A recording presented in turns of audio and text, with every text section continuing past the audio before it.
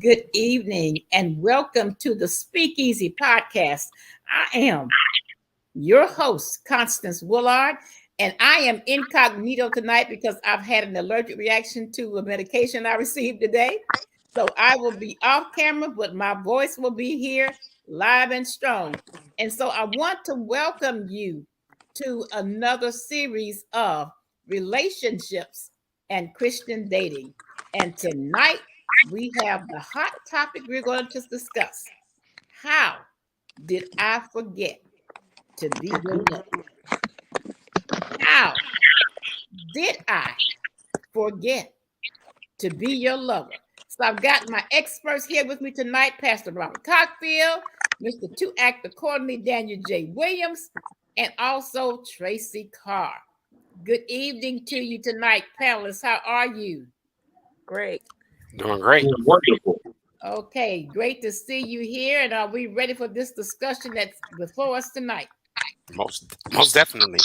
And so I'm going to start off tonight by saying that, a lot of times when we're in relationships and marriages, we get so wrapped up into the daily routine of things that are going on that we forget to consider the other person that's in the mix with us. We forget to consider their feelings, how they may be feeling, what may be going on with them. Do they need some extra attention from me? Do I need extra attention from them? And we just take it as a norm. And years go by, things continue to happen the same old way, routines develop, and years go by, and we get to the place where we ask, how did I forget to be this person's lover? How? How did that happen? Why did it happen?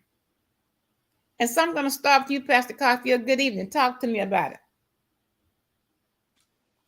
Well, again, transparency is lucency. So, 41 years, 38 married, um, going through a process of separation divorce. We just had this conversation with the individual I was with. And first of all, I'm going to start off with this. It starts with how you consummate the relationship. And I think, I'm going to call him Dr. Williams. We've been on a couple of times, on doing this. He laughing. But I appreciate his honesty because he even said it. One of the things that happens is you do it and the reasons why you consummate a relationship or a marriage at the time when you first do it, especially when you're young, I'm going to say some stuff that, as a pastor, is probably going to shock some people. But here's the point. Did I consult God? Somebody asked me that. When you first got married, did you talk to God? No. And I was a preacher. I didn't. It was sex. It was flesh. It was me not understanding the seriousness of having a relationship with God and understanding being spirit filled, spirit led, where is God and all this. I didn't do that. I'm being honest. Now, you'll have a lot of people who try to cover up the stuff from the past and they'll try to spiritualize it and put covers on it and lie. But I'm being honest because I want to help people. That's number one. Number two, I had a child at 16, 17 years old. I did. And then you get married because the church folks and all that said, you know what? We need you to come to a retreat and, hang out with all the senior people in the church. And we're going to teach you how to be a man. Really? That didn't work because it just, you know what I did? I faked the funk. I went to the retreat, stayed all night, slept, and did all that stuff. And they was, speaking in tongues and doing all these scriptures and stuff. I didn't even know what they was talking about. I just, I played the game because I wanted to fit in, to get in. Next, I get married, and man, it was like a jet plane with some extra. You I go overseas and I have a family, and I'm trying to, I got exceptional policy to take a family, and I'm a private over in Germany, and then you try to raise this family, and they raising you, and that's truth. And me and my son today, he almost 40 about that. And asked me, Dad, did you know what you was doing? I said, no, I did not. I said, man, y'all was raising me. And then when you add your background, where I come from the hood. I didn't have nothing. And you finally start getting something. I'm military and you're getting a check. Now I can get a car and I can get all these, stuff and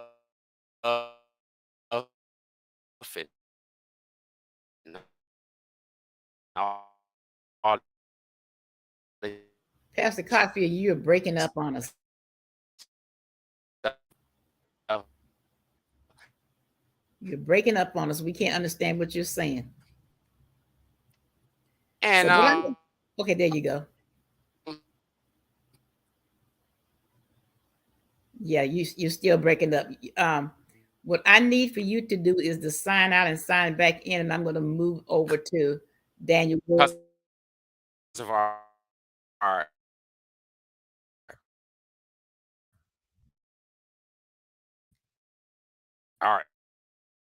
and it Pastor becomes Cockfield, Pastor fallacy. Cockfield, you're breaking up So on us. I need you to it sign comes out and sign back to in, and I'm going to move over to this. Daniel Williams. Did you hear me, Pastor Cockfield? The lies we I need you to sign out and sign back in because you're breaking up. We can't understand what you're saying. So I'm going to ask you to log out and log back in, and I'm going to move over to Daniel Williams. Okay. Okay. Okay, Daniel, come on and talk to me about it. How are you this evening? Doing wonderful, doing wonderful. How are you ladies? Oh, doing well. Wonderful. Except for the same I was real. almost going to kind of jump in there where Pastor Cofield did, but I mean, I know as far as men go, it's what I was taught, that the love thing is being her lover. It was always with a man, it's a physical thing. It was about being I don't know. Let me see how to say this in the right. If if she was mesmerized by the sexual part of our relationship, then that's what a man. That's what usually taught the men as being a lover of your woman, and not so much the being caring for her and doing the things that just makes her smile, that makes her think about you from the things that you do for her, the concern that you have. I know that in my earlier years, it was more or less the sexual thing about it. And another reason why I just forgot to be a lover is because I thought that going out and making something comfortable for her, making life comfortable for her, being able to purchase her things, or she asks for this, I can get that was being a good lover, when it was more of I just neglected the mental and emotional part of it. So I like, as far as guys go, we never go in, we never really think about it, the mental and emotional part of being a lover, until like we get older for some reason. We have to go through all of those, breaking our heart and going in through all of the conversations and the discussions and the arguments of you're not listening to me. It's like, I know I'm listening to you. Aren't I good? We just think it's about being great in bed. And if she's mesmerized by that you're being a great lover, and as long as you're providing things, that makes you that's what I thought. And I know a lot of other men, have grown up being conditioned to believe that way. So that's like one of the major things I would say, that as far as men go, that's why we forget to be a real lover, emotionally um and mentally. Wow. And you're right. because for from a woman's perspective, it goes beyond that. Sometimes, I just need you. We're in the kitchen and I'm cooking, just to walk up behind me and let me know that I still excite you. You know, hit me on my behind every now and then and say, hey, girl, I see it. It still looks good to me. Yeah, Cut that grass without me having to ask you to cut that grass. those You things. know the grass has to be cut. You know that on Tuesdays and Thursday nights, the same thing happened here at this house.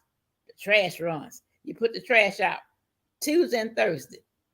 Don't let me have to remind you. Don't let me have to ask you. Just do that. And when you do that, and I'm like, oh man, my baby did this. Oh, look at that yard. He did a good job on that yard. Yes, he did. And women, we have a responsibility too now. That thing works two ways. We have to be just as encouraging and supportive of our partners. So the same things that you want, you need to be supplying for them because they need attention too. They need nurturing too. Okay? They need to know that, hey, I still turn you on. I still excite you. You're still number one in my book. They need to hear that. And so all of that is so important. And you're right, Daniel. It goes beyond the bedroom. That's just only a fraction of it. It's what you're going to do. The relationship is what are you going to do after and beyond that point? How do we sustain and maintain each other? How do we keep that love going strong in the relationship? So thank you so much, Daniel, for sharing that. Tracy, good evening. How are you? I'm great. How are you? Okay, so talk to me about it. How did you forget, or how do we forget to be someone's lover? Oh, it's very easy. um, it the question is it that you really forget?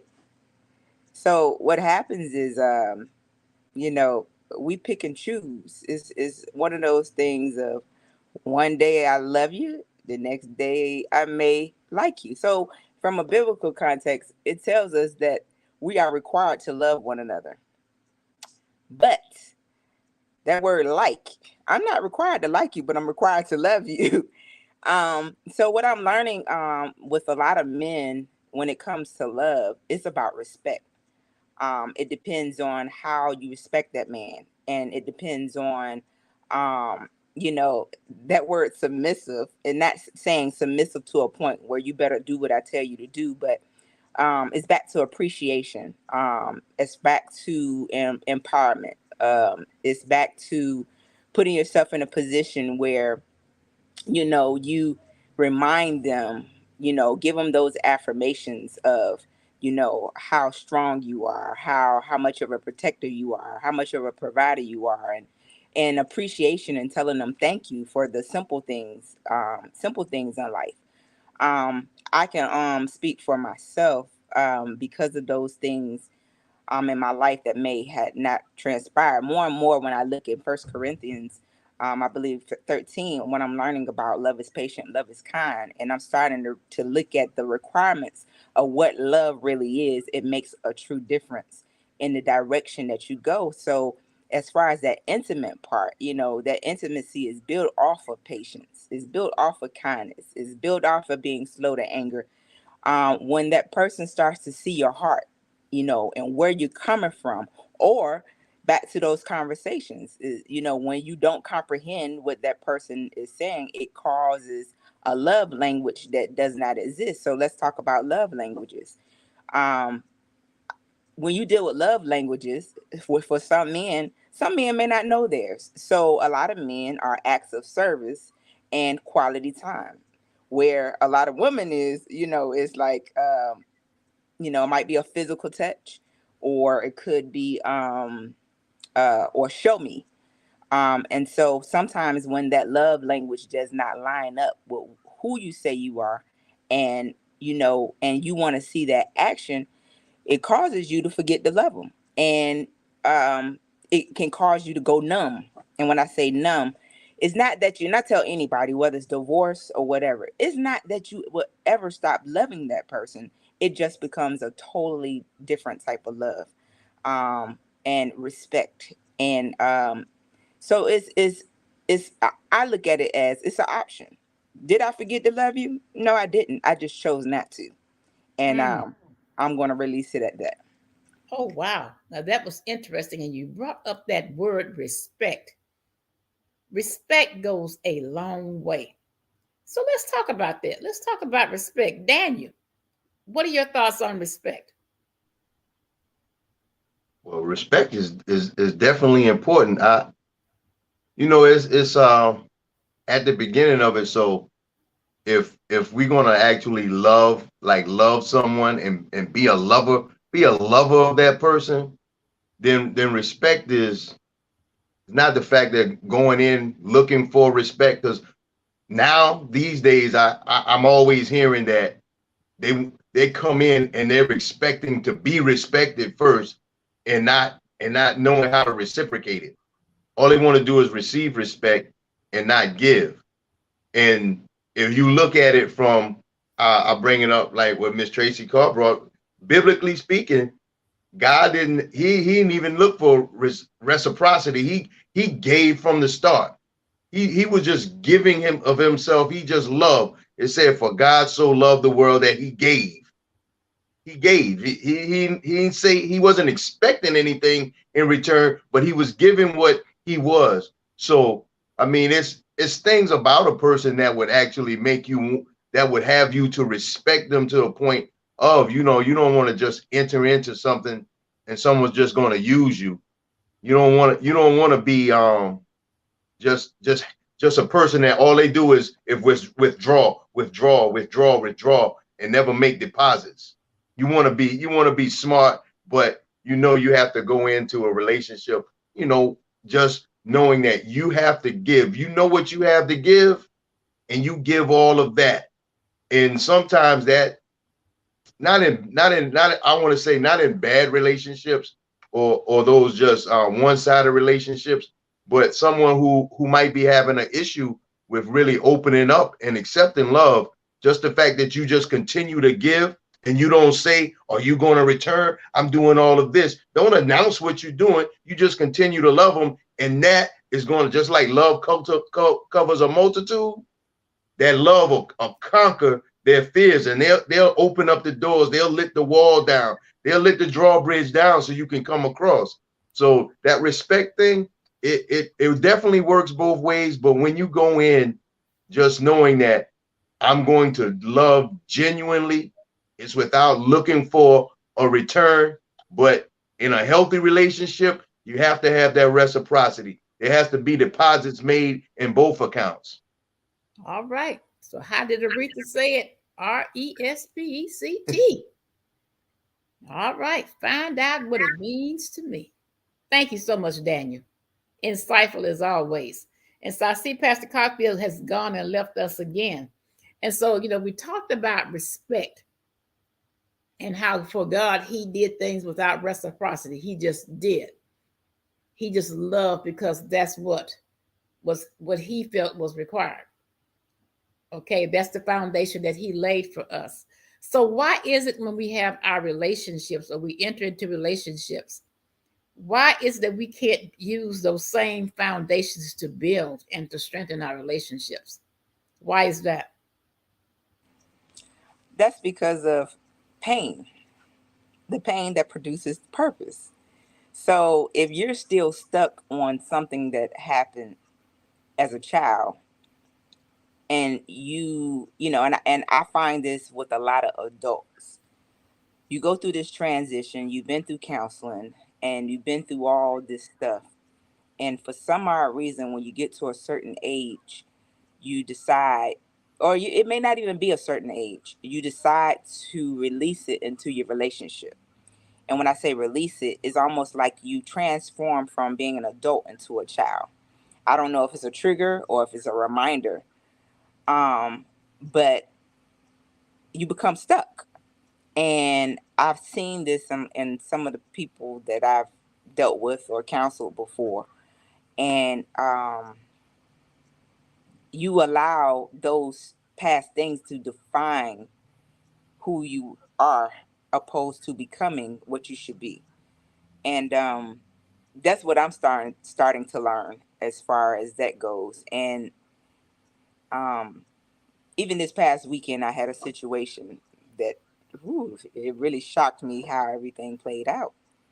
And I'm going to say it, our children.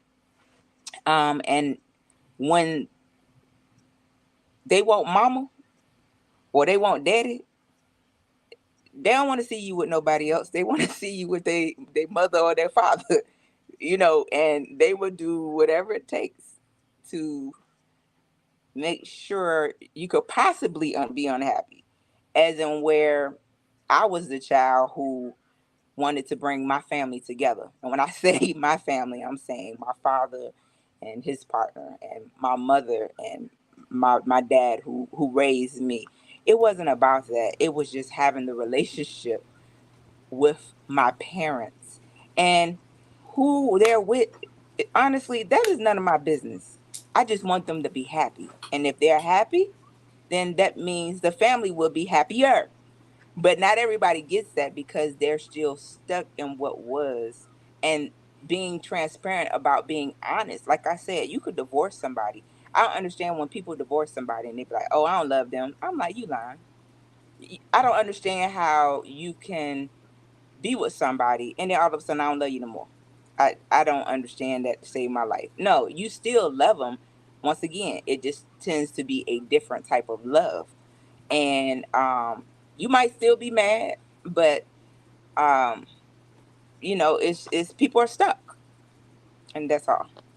Wow. Wow. And so it goes back to what I often say is before we entertain relationships of any kind, we need to understand ourselves and work on ourselves first before jumping off the ledge into a relationship. If we are not fixed within ourselves, or we don't understand ourselves, or we have not worked out some issues, we tend to bring all that baggage to relationships. And that is not good.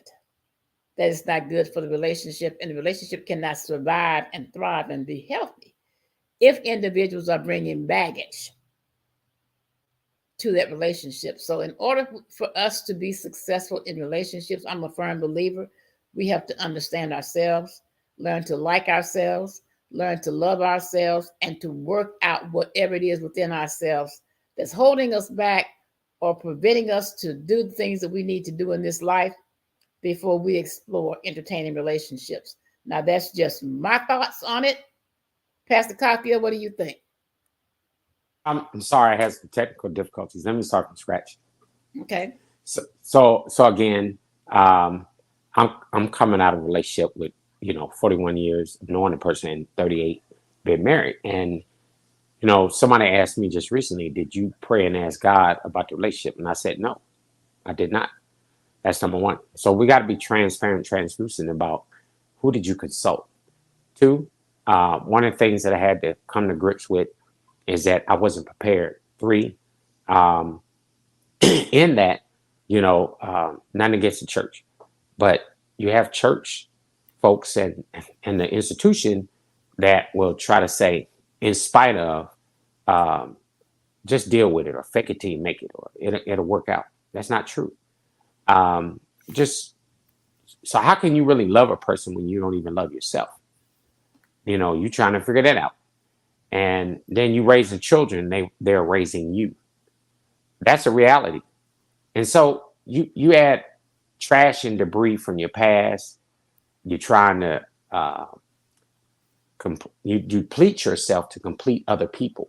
That's another issue.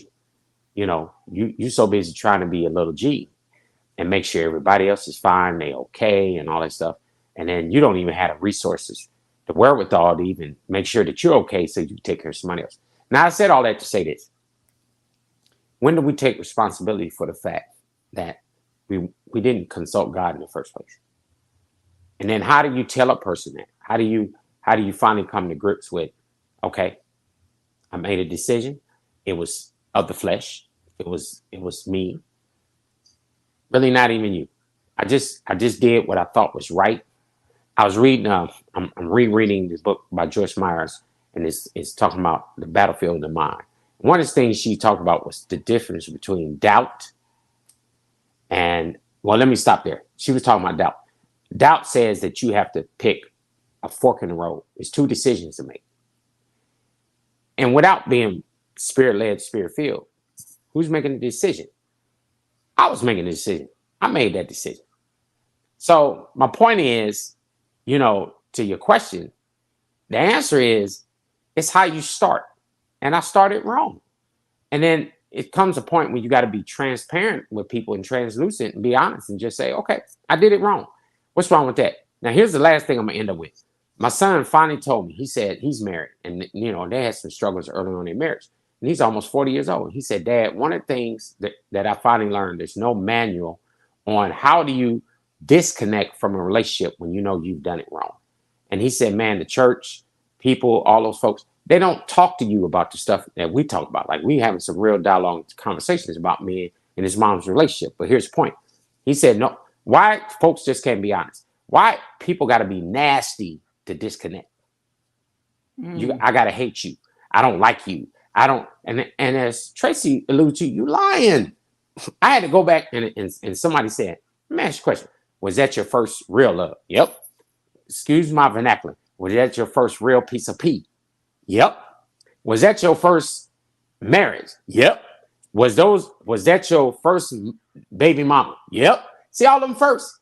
Now, how you gonna lie and tell people, oh no, I just got amnesia. I don't even know what happened. I don't care. It's I don't remember anything. It just was all just a bad dream.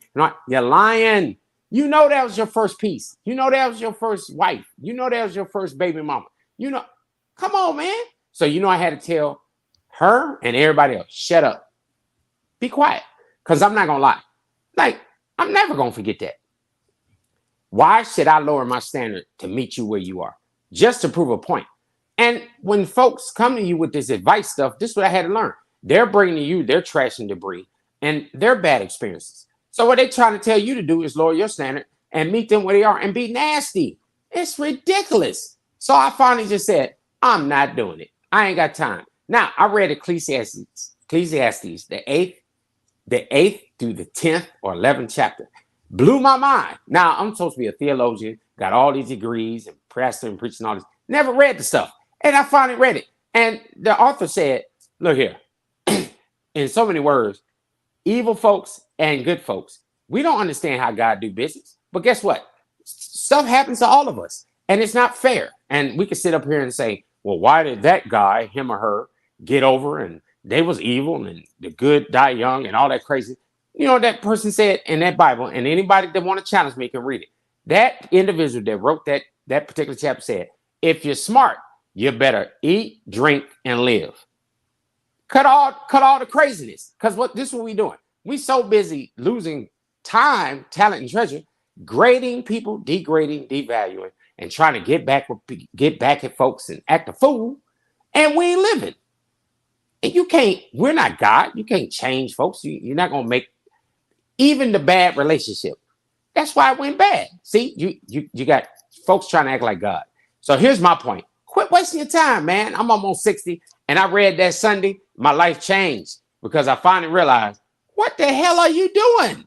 What are you doing? You sitting up here, man, acting a fool, trying to correct and validate and negotiate with terrorists and all that stuff, man. And the author in the Bible said, if you're smart, you better eat, drink, live.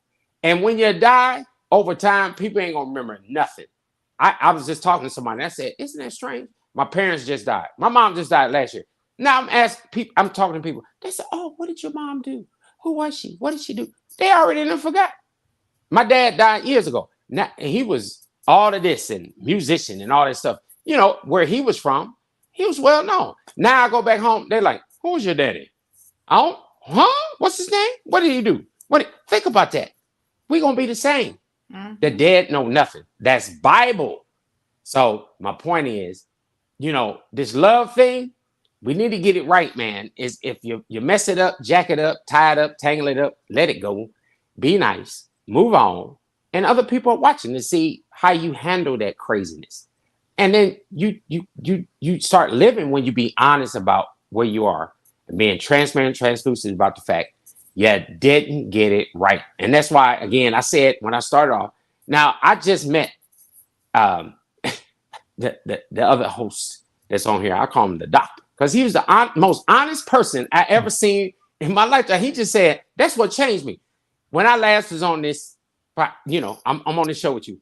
He was, how can I say this without being disrespectful? Other church people tried to clean it up. He just said, hey, the first gig I had, man, I was a terrorist. I was terrorizing. I was doing some crazy stuff. I didn't have it right. And then I go another round. Then I finally figured it out. What's wrong with telling people the truth? Exactly. Transparency, full transparency. That is so important. And for some reason, we have a problem with doing that. But as I always say, if you're big and bad enough to do it, be big and bad enough to tell it and to talk about it and to help somebody else. If you messed it up, you just messed it up. If you was hoeing, you were just hoeing. Let's be for real about it. I'll never forget when I filed for divorce and I was talking to my grandmother, my paternal grandmother. And and to me, she and my grandfather, they were saints to me, because I never heard anything bad about them. They'd always been good to me. I thought they were saints. And we were talking, and she said, so why are you getting a divorce? And I told, well, you want me to tell you about your granddad? I'm like, wait a minute, hold up. I don't want to sit here and hear a discussion about my granddad being a hoe. I didn't come here this evening for you. Let me tell you what your granddaddy did. I'm like, oh, Jesus, I didn't want to hear that. Just knocked the wind right out of my sail. But what I learned from that explanation that she gave me was it was worth the fight for her and for him. They messed up, but to fix it and to get it right. And they stayed together 65 years until she died. It was worth the fight. And I mean, it wasn't an easy fight, and it was a long-lasting fight, over 10 years. But that 10-year struggle, it was worth it to them as a couple to fight and to try to get it right. Now, did they consult God from the beginning? I don't know. I didn't ask. I don't know. It probably didn't. But I believe somewhere in the middle and toward the end, they did. And they fought to get it right. So my question tonight is there such thing as fighting and fixing to get a bad relation right? Make it right. Somebody talk to me. I'll start off. Is it worth it? Well, I learned the hard way recently. It just maybe that person was never in love with you in the first place. How do you reconcile that? Okay, is the person wrong for telling you the truth? Maybe they didn't want you. They want what came with you. See, it's two truths. So we talking about, let's talk about we're supposed to try to be one and all of this. What if one of them don't want to be one? What if they tired? What if they found somebody else? So here's my point. Sure. But both parties got to agree. And if they don't, man, don't take it personal when the other party say, I don't feel like it. Okay, then that's fine. Now, here's my point. If you don't want to fight, and I'm going to be transparent where I'm coming from, and then I'm going to yield the mic. Here's my point. I had to tell that person, okay, no problem. I tell you what, you do you, and I do me. And then we're going to leave it at that. Because I'm not going to sit up here and waste the rest of my life trying to change you to want to fight for something you don't want to fight for. The stuff you want to fight for has nothing to do with us consummating a relationship. It's stuff. And the stuff that you can't take with you. Because naked you came in, naked you're going out. So why are we fighting about stuff? You can have that. If that's what you want, fine. And I'm being transparent about that.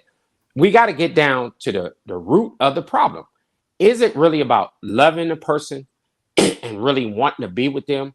Or at the end of the day, you finally figured out we don't fit. And I yield my mic. Oh, wow. Wow, that was powerful. That was powerful. Okay, Daniel, go ahead. So what I'm going to say on that about fighting for it is, let's just take it back to what God said altogether. If you just stay abstinent, and then you don't have your sexual desires involved in that at all, you can operate with a clear head. And if you operating with the love of God in you, one is searching towards God, the other is searching towards God.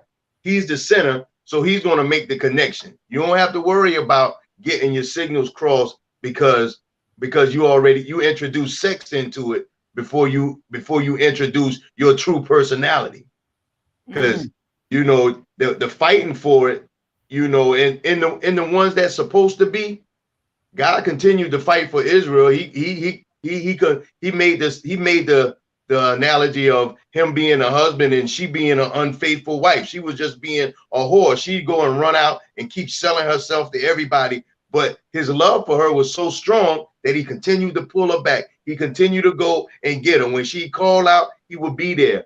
But ultimately, I was just saying, the whole having to fight for it probably wouldn't have to be a whole fight for it if we just did things the way that it should be done.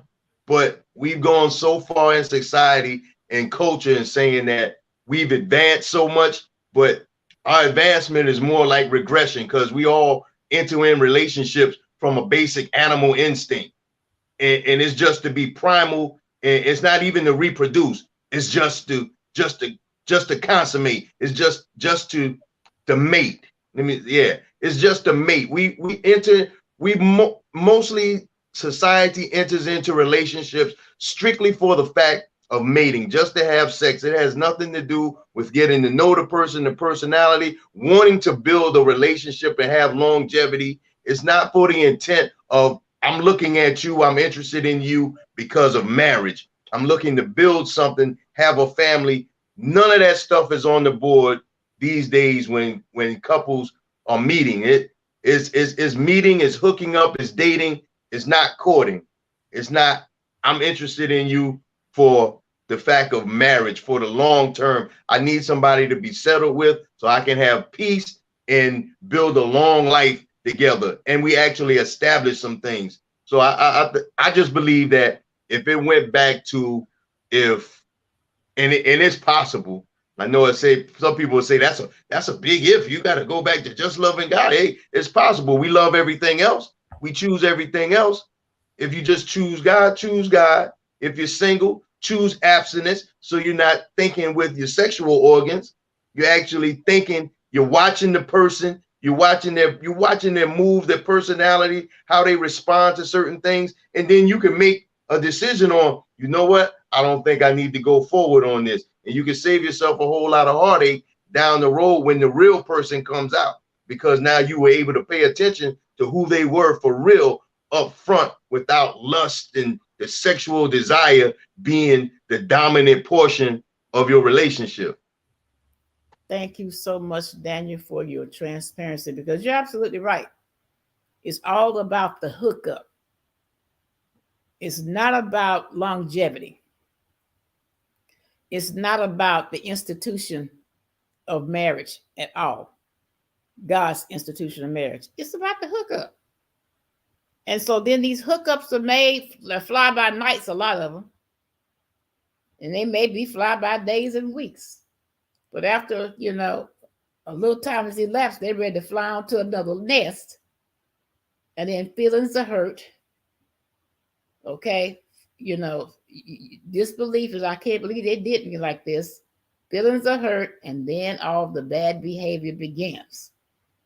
And then the toxicity comes into that relationship. Instead of just, okay, accept it for what it was and moving on.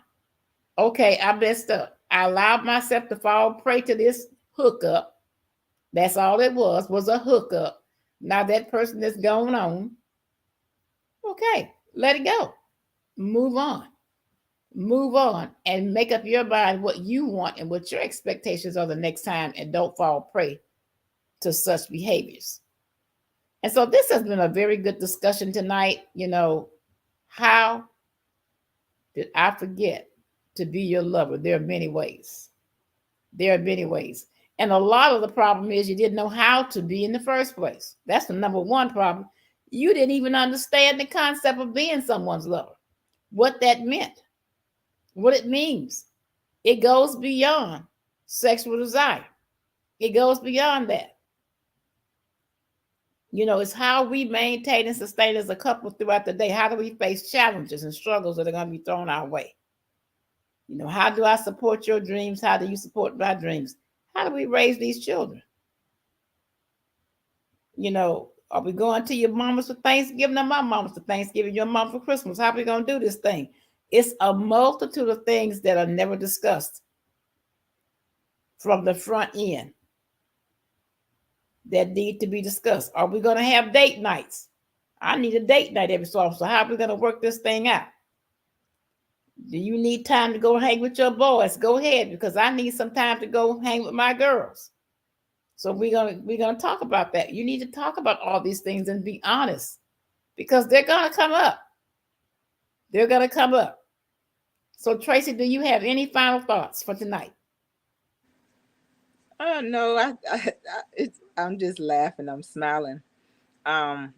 It's back to what I was saying about choices and decisions that we make. Um, this is gonna sound crazy. When I just was coming out my situation, it really taught me how to love myself and become intimate with me. And I'm not talking from a sexual context. So because of the relationship that I was in and that I had, it allowed me to be in tune with God, more so in tune with the other things, because that was my relationship. So I can say I give them credit for that, even though I was married to them. Um, and I think the beauty out of relationships now, and I believe the older that we get, I can't speak for everybody. You know the difference between just having sex and then dealing with intimacy, because it's totally different. And so having fun, like you said, what we're going to do, the date night, pre-planning, where we going, how we going to go, even though we might plan one thing and end up somewhere else. Parent wise, how does that work? What is your past? When you're really in tune with a person and who they are, at one point, I look at some relationships, it's so many lies that are told that they don't know the difference between a lie and the truth. So that lie becomes their truth. And you don't even consider the other person. Like I had a conversation with someone and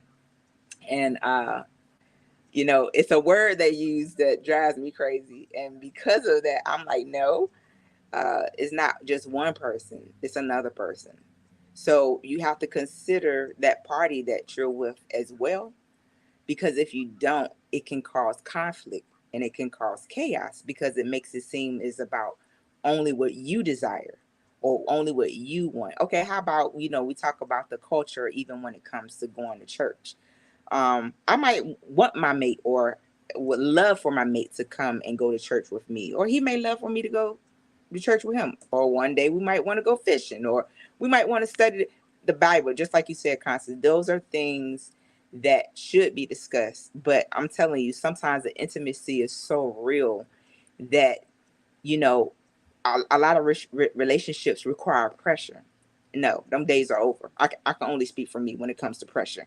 I just want to live a life and walk together and learn that person as they learn me, learn my likes and my dislikes, even when it comes to the kids or the adults or the grandkids, or the travel, or what food do you like, or what doctor appointment you have today, do I need to go, do I need to stay, or are you overworking, why are you working so much? These are things that as you love and you learn. Or hey, let's just go out, necessary, is it a date night, or hey, let's go just hang out and just enjoy life. That's just where I am. No really I'm not going to say attachments, but no real like pressure. Just enjoy one another and get to know each other. And I can guarantee you, if it's not, in the will of God, or what God desires or wants, you're going to know, because you're in a life cycle of, I'm not going to lie to myself no more. So either I'm with you or I'm not. So it's back to that word love. Either I'm going to love you or I'm not. And that's all. Wow. Thank you, Tracy. Thank you. Now we've got some comments from our listening audience. And someone said some people feel that once they get married, they no longer have to be a lover because now they got you. That's pretty deep. And Wrong. that's, it's sad. It's sad that, but it's true. They feel that now that I've got you hooked, okay, I don't have to do all those things. But somebody told me one time, I don't know who it was, the same thing it took to hook your baby. It's going to take the same thing to keep him or her. Now, somebody told me that. And I believe that because I know for me, if you start one way, that's what I'm expecting. And if you start falling off, that means you weren't being truthful to me. And I'm losing interest. So thank you, listening audience, for that. They also said this is some true facts, what we're talking about. So thank you so much for sharing your comments. Pastor Cockfield, do you have any final comments for the evening? No. Let me let the right reverend let him say what he about to say. Let him say it. I want to hear this. Help me out. Okay. First, I just wanted to say something in response to the listener with the with that comment. So after the marriage, once you get into the marriage, actually, I believe that's when the true lover actually comes forth. The true lover starts after you get into the marriage, because that's when you have to pull out all of the things that says is there's something new about you today that makes me love you, fall in love with you again. And when the next day comes, there's something new about you today that makes me love you again. And I just want to do this. You're just compelled to do things. It's just like God. God is always compelled just to give us his love, not even doing anything. It's just like when Christ was baptized and the Spirit came on him and the sky opened up and he said, "This is my son in which I'm well pleased." He didn't even do anything yet, but he already loved them.